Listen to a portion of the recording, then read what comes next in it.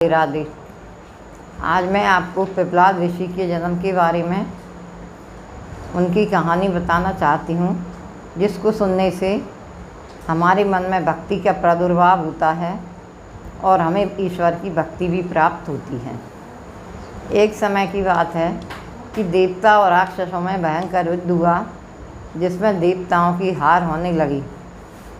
हार होने के बाद में उन्होंने सोचा कि ऐसी क्या बात है कि हम लोगों की हार हो रही है, और वो वहाँ से चले गए, ब्रह्मा जी के पास पहुँचे। उन्होंने ब्रह्मा जी को बताया कि हमारी हार होने वाली है, इसलिए हम आपके पास सलाह लेने आए हैं कि हम क्या करें।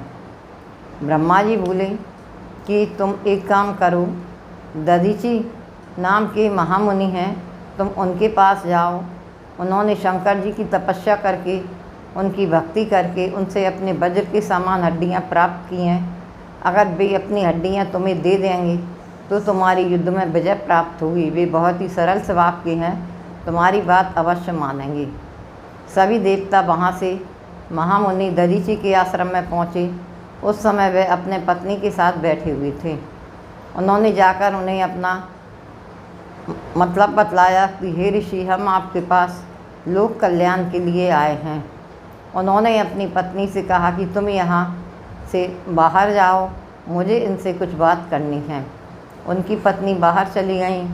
तब उन्होंने देवताओं ने बताया कि हे ऋषि, हे मुनि, हमें आपकी हड्डियों की ज़रूरत है, जिससे हम राक्षसों पर विजय प्राप्त कर सकें।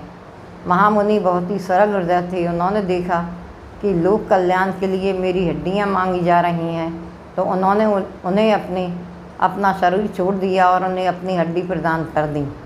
देवता लोग वहाँ से चले गए। उनके जाने के बाद उनकी पत्नी आई और उन्होंने देखा कि मेरे पति स्वर्ग चले गए हैं, तो वे बहुत दुखी हुई। उनकी पत्नी गर्भवती थी और उनको प्रसव होने वाला था। इस दुखी अवस्था में उन्हें प्रसव हो गया और उन्होंने अपना बच्चा अश्वत्थ वृक्ष के नीचे रख दिया और वह भी सती हो गई।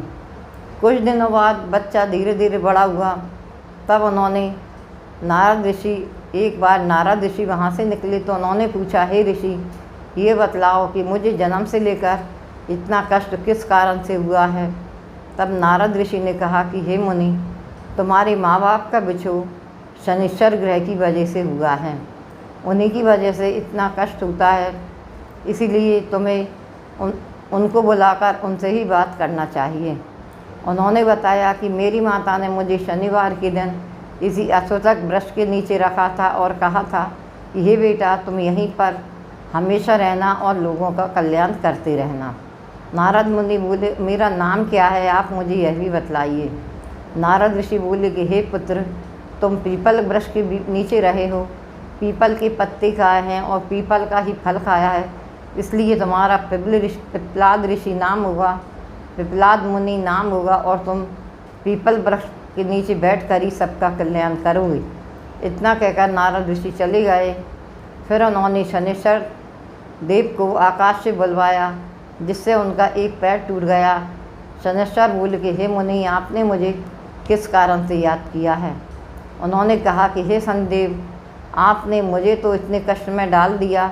बचपन से लेकर आज तक मैंने बहुत कष्ट उठाए हैं, किंतु यह मेरा आदेश है आपके लिए कि आप आज के बाद जन्म से लेकर 16 साल तक किसी भी बच्चे को परेशान नहीं करेंगे, और जो कोई भी मेरे पीपल पर जल चढ़ाएगा, मेरी पूजा करेगा, शिव भक्त हो, राम भक्त हो, किसी भी देवता का भक्त हो, उस पर आपकी शनि हो, 7.5 हो, उसका असर बहुत ही कम होगा, शून्य के बराबर होगा। यह मेरा आपको आदेश है।